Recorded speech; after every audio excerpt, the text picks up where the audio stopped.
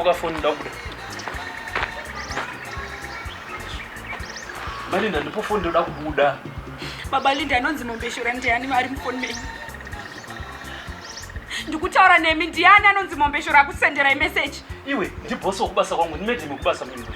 Baba Linda. Boss okubasa noti hello dear Baba Linda hello dear chaiyo. Mimi saka kuti dear zvakaipi. Zvokubasa inesvi Baba Linda. Baba Linda wakatanga rini kundihurira Baba Linda.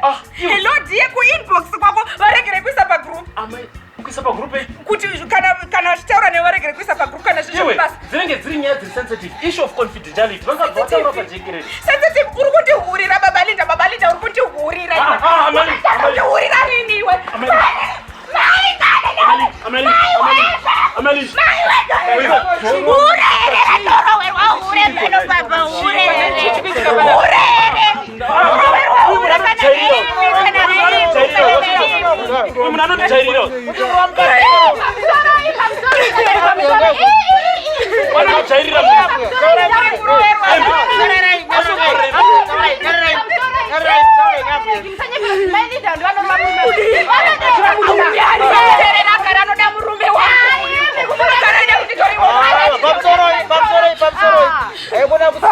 Kana maseka kuti murume anoona mukadzika makutomutadzisa kuno reporta. Asi kurowa uyu.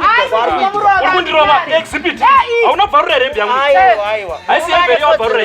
Yekuno reporta kana achinge arohwa nemudzimai. Ukamuseka ka makuti anyara azoregedza kuenda. Uramba chingodaro. Kana arohwa murume ngano reporterwa. Kadzi ngano madzimai. Aiwa. Ana shiskwete. Anorova murume